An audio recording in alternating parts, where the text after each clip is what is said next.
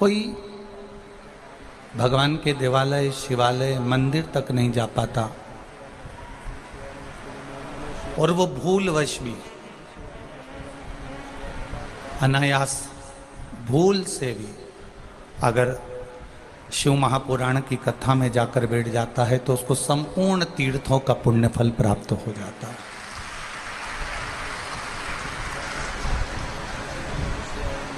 संपूर्ण तीर्थों का फल उसको प्राप्त हो जाता है।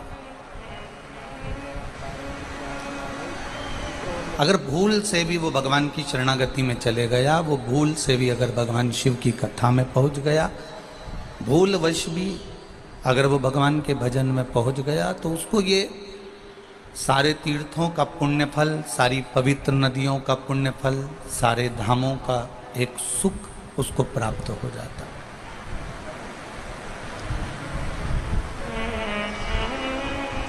कल किसी माता ने एक प्रश्न किया था,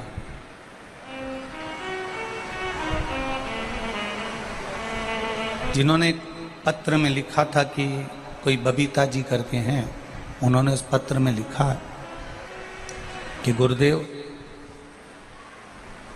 क्या शिव महापुराण की कथा करवाने पर या शिव महापुराण की कथा सुनने के बाद, कथा करवाने के बाद या सुनने के बाद 12 ज्योतिर्लिंग में से क्या एक ज्योतिर्लिंग का दर्शन करने जाना पड़ता है? बबीता जी जिन्होंने ये प्रश्न किया कि शिव महापुराण की कथा करवाने के बाद या सुनने के बाद, श्रवण करने के बाद क्या 12 ज्योतिर्लिंग में से एक ज्योतिर्लिंग का दर्शन करने जाना पड़ता है, उनके लिए उनके प्रश्न का केवल एक उत्तर है कि जो शिव महापुराण की कथा को करवा लेता है, जो शिव महापुराण के पंडाल तक पहुंच जाता है, जो शिव महापुराण की कथा को सुन लेता है, उसको ज्योतिर्लिंग जाने की जरूरत नहीं पड़ती। मेरे 12 ज्योतिर्लिंग भी इस पर कृपा करना प्रारंभ कर देते हैं। एक बार जो शिव का हो गया, एक बार जो शिव महापुराण तक पहुंच गया, एक बार जो देवाधिदेव महादेव के करीब पहुंच गया, तो वो महादेव का अपने आप हो जाता है। उसको फिर कहीं जाने की जरूरत नहीं पड़ती, उसको फिर कहीं पहुंचने की जरूरत नहीं पड़ती। केवल वो शिव तत्व को जान जाए, वो भगवान शंकर की अविरल भक्ति को जान जाए।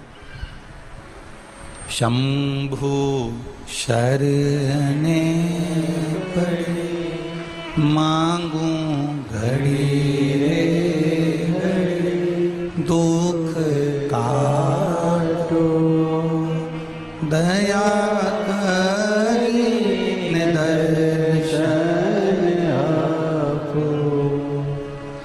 जिसने शिव तत्व को जान लिया, जो एक बार भगवान शंकर की कथा में पहुंच गया, जो एक बार भूलवश भी शिव के करीब पहुंच गया, जो अनायास बिना सोचे समझे ही शंकर का गुणगान जिसने कर लिया, शिव तत्व को जिसने याद कर लिया, शंकर की भक्ति में जो डूब गया, उसको भगवान को ढूंढने की जरूरत नहीं पड़ती। भगवान उसको ढूंढने के लिए आ जाते हैं कि मेरा भक्त कहाँ पर है, मेरा भक्त कहाँ बैठा हुआ है, मेरा भक्त कहाँ विराज हुआ है, मेरा भक्त कहाँ विराज है।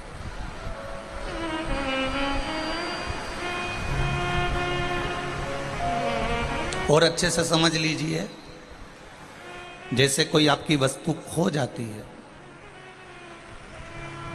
कोई आपका सामान खो गया, कोई वस्तु खो गई, तो आप उसको ढूंढते हो, ढूंढने का प्रयास करते हो, और बहुत ढूंढा तुमने, बहुत बहुत प्रयास करा तुमने ढूंढने का, वो वस्तु जो खोई हुई है। अब तुम्हारे कान का बुंदा था, तुम्हारे गले का हार था, तुम्हारे पाँव की बिछुड़ी थी, तुम्हारे पाँव का पायल थी, तुम्हारे हाथ का कोई चुड़ला, कोई अंगूठी, तुम्हारे हाथ की थी, कोई भुजबंद था तुम्हारे हाथ का, कोई कर्णफूल था तुम्हारे कान का, कोई गले का, कोई हरवा था, हरवे की कोई पत्ती थी जो अभी तक तुमसे लगी हुई थी, जो अभी तक तुम्हारे करीब में थी, जो अभी तक तुम्हारे पास में थी। अगर वो तुम्हारे पास की वस्तु, तुम्हारे करीब में रखी हुई वस्तु, तुम्हारे नजदीक में रखी हुई वस्तु कहीं खो जाती है तो आप उसको ढूंढते हो। जिस तरह तुम्हारे पास में रखी हुई वस्तु, तुमसे लगी हुई वस्तु खो जाए तो तुम उसे ढूंढते हो, उसी तरह जो एक बार शिव महापुराण की कथा में जाकर बैठ जाता है या मोबाइल पर, फेसबुक पर या आस्था चैनल पर बैठकर कथा का रस तत्व ग्रहण कर लेता है और वो फिर अगर शिव को भूल भी जाता है तो शंकर उसको ढूंढने का प्रयास करता है कि मेरा शिव भक्त कहां गया, मेरा ओघड़ी का भक्त कहां गया।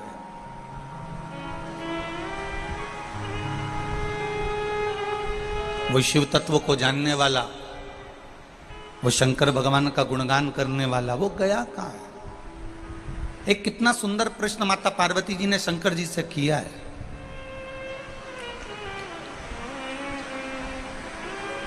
कई बार माताएं अपने पति से भी ये प्रश्न करती है, जो प्रश्न माता पार्वती जी ने शिव जी से किया। माता पार्वती जी ने शंकर भगवान से कहा कि एक बात बताओ कि आपने विष पिया, उस विष को आपने पेट में नहीं उतारा, कंठ पर धारण करके रख लिया और आपका नाम नीलकंठेश्वर महादेव पड़ गया। आपका नाम नीलकंठ महादेव पड़ गया। पार्वती जी ने अपने पति से, पार्वती जी ने देवादिदेव महादेव से प्रश्न किया, मुझे केवल इतना सा बता दो कि उस जहर को तुमने पिया क्यों, और पिया तो उसको पेट में उतारा क्यों नहीं? तुमने वो जहर पिया क्यों? कारण क्या था तुम्हारा जहर पीने का? वो विष पीने का कारण क्या था? और अगर आपने वो विष पिया तो उसको पेट में क्यों नहीं उतारा, उसको अंदर क्यों नहीं उतारा, उसको केवल गले में क्यों रखा? ये माता पार्वती जी का प्रश्न भगवान देवादिदेव महादेव से। और ये केवल माता पार्वती जी का प्रश्न नहीं, प्रत्येक माताओं का कभी कभी अपने पति से प्रश्न रहता है, तुम्हें जब ये बात मालूम थी तो तुमने मुझे क्यों नहीं बताई? कई माताओं का ये प्रश्न अपने अपने पतियों से रहता है, तुमको ये बात मालूम थी तो तुमने मुझे क्यों नहीं बताई? और तुमको अगर ये बात मालूम थी तो तुमने छुपा के रखी, मेरे सामने प्रस्तुत क्यों नहीं करी, मेरे सामने प्रकट क्यों नहीं करी? आखिर बात क्या है, कारण क्या है? क्या कारण है, क्या बात है? मुझे तो बताओ कम से कम। जैसे देवादिदेव महादेव से माता पार्वती जी कह रही हैं कि भोलेनाथ प्रभु आखिर आपने विष पिया क्यों, और विष मान लो पी भी लिया तो उसको पेट में उतारा क्यों नहीं, उसको गले में क्यों धारण करके रखा, कंठ पर क्यों धारण करके रखा? अब आपने अपने पति से पूछा कि तुम्हारे ये बात मालूम थी तो तुमने मुझे बताया क्यों नहीं? पति क्या जवाब देगा? अरे छोड़ उस बात को, जाने दे, फालतू की बात मत कर, समय बर्बाद मत कर, आराम से सो और मुझे भी सोने दे। नहीं, पहले मुझे बताओ, तुमको ये मालूम था तो तुमने मुझे क्यों नहीं बताया? अरे मैं तेरे हाथ जोड़ूं, चुप रहे, नहीं बताया तो नहीं बताया, नहीं मारे तो बता, बताओ मुझको कि तुमने आखिर मुझसे ये बात छुपाई क्यों? अरे पति क्या, ओ जगदम्बा, छुपा ली ना, हो गई ना, अब बात खत्म कर, अब क्यों माता बच्ची करे? तो नहीं, बस जैसे एक पत्नी अपने पति से बार बार प्रश्न कर रही है, उसी तरह पार्वती मैया शिव जी से प्रश्न कर रही है कि तुमने विष पिया क्यों, और पिया तो उसको पेट में उतारा क्यों नहीं? बस इतना सा प्रश्न है मेरा, उसका उत्तर दे दो। देवादिदेव महादेव बहुत देर तक सुनते रहे। मेरे महाकाल बाबा, मेरे काल अधिपति, मेरे महाकालेश्वर, मेरे ओमकारेश्वर, मेरे मल्लिकार्जुन, मेरे भीमाशंकर, मेरे श्रीशैलम, मेरे वैद्यनाथ, मेरे सोमेश्वर, मेरे नागेश्वर, मेरे केदारेश्वर, मेरे विश्वनाथ, सुनते रहे। और सुनते सुनते मेरे भोलेनाथ जी ने कह दिया, पार्वती, वो विष पीने का केवल एक कारण था। अगर वो विष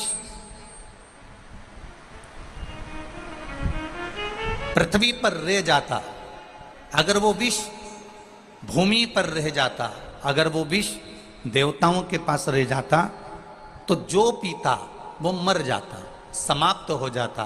पृथ्वी पर रहता तो पृथ्वी समाप्त हो जाती, इसलिए मैंने उस विष को पिया।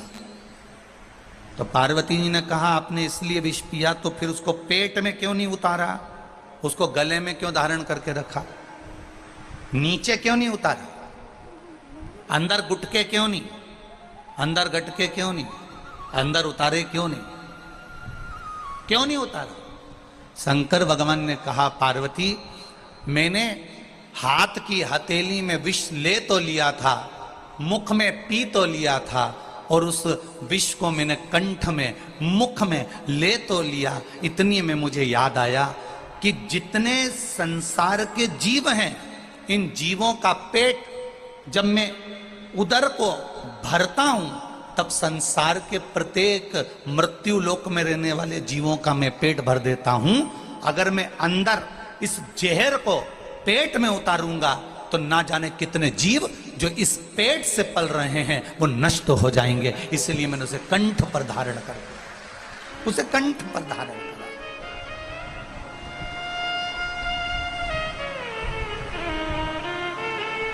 मेरे माताओं, मेरी जीजियों और मेरे जीजाओं, एक बात बहुत ध्यान से सुनना, अपनी जिंदगी में उतार कर रखना। कुछ कुछ बातें अपने जीवन की ऐसी रहती हैं जिसको ना उगला जाता है और ना, बोलो बोलो जम के बोलो, निगला जाता। कोई कोई जीवन की बातें ऐसी रहती हैं जिसको कंठ पर रखा जाता, और जिसने अपने जीवन में कुछ बातों को अपने कंठ में रख लिया, समझ लो वो शंकर जैसा नीलकंठधारी बन गया, वो महादेव बन गया।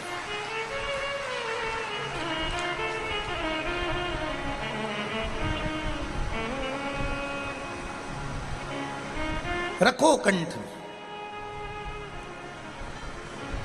किसी ने अपशब्द कह दिया और तुमने पलटकर अपशब्द कह दिया, उसमें श्रेष्ठता नहीं है। किसी ने गाली दी और तुमने पलटकर